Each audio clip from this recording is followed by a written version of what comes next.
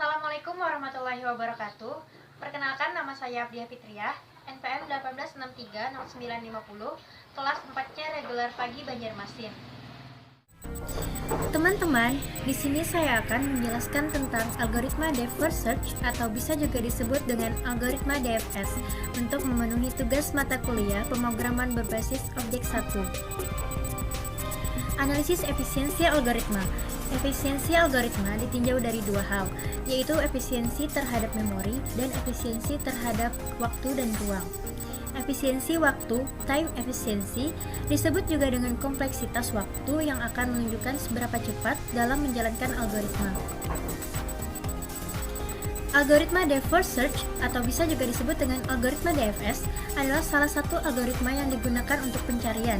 Algoritma DFS merupakan algoritma rekursif yang melakukan pencarian secara mendalam, melakukan pencarian ke bawah selama itu memungkinkan.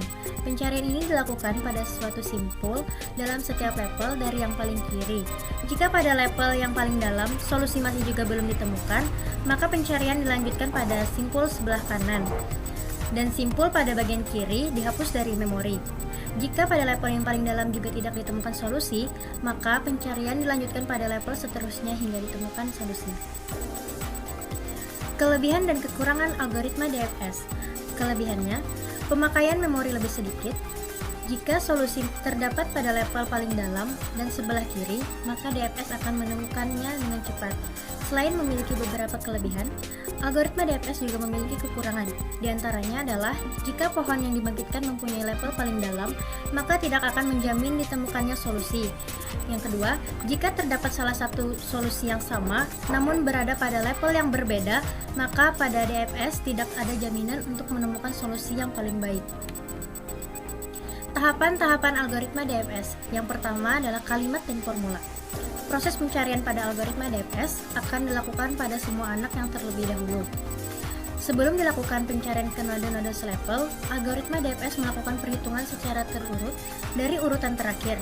Setelah menghabiskan semua kemungkinan dari titik terakhir, barulah mundur ke titik sebelumnya, sampai pada titik pertama. Pencarian tersebut dimulai dari node akar ke level yang lebih tinggi. Proses ini diulang terus-menerus sehingga ditemukannya solusi.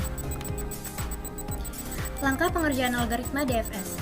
Yang pertama, periksa apakah node merupakan goals. Yang kedua, periksa apakah node mempunyai turunan atau kemungkinan lain. Jika iya, masukkan ke dalam node list.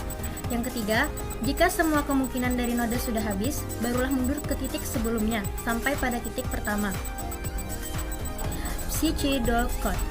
Ini merupakan kode dari algoritma Deep First Search. Selanjutnya, pada Java, ini merupakan kode menggunakan bahasa pemrograman Java. Bisa dilihat. Dan ini adalah untuk hasil outputnya.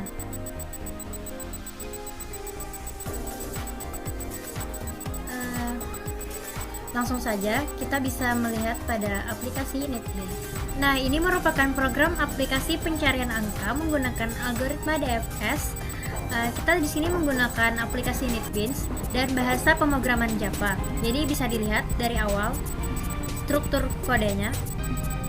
Ada public. Di sini saya menggunakan konstruktor juga. Setelah itu ada beberapa fungsi di sini. Langsung saja kita coba jalankan programnya.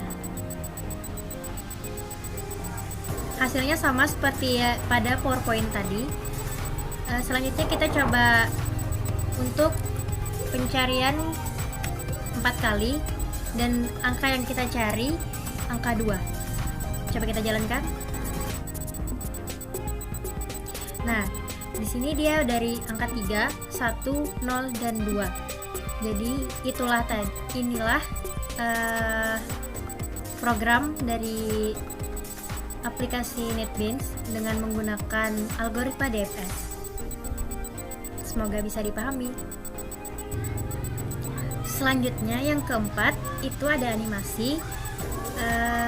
Angka tepinya 0 ke 1, 0 ke 2, setelah itu 1 ke 2, dan 2 ke 0 lagi, dan 2 ke 3, dan 3 ke 3. Selanjutnya untuk penerapan studi kasus.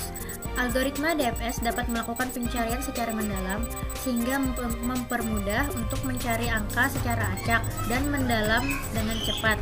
Dan pencarian juga dilakukan secara rekursif sehingga masalah dapat dibagi menjadi satu dan lebih kecil. Itulah tadi penjelasan dari saya. Salah hilaf mohon maaf. Untuk lebih memahami, di sini saya menyertakan link PowerPoint serta source code pada deskripsi video ini. Thanks for watching. Wassalamualaikum warahmatullahi wabarakatuh.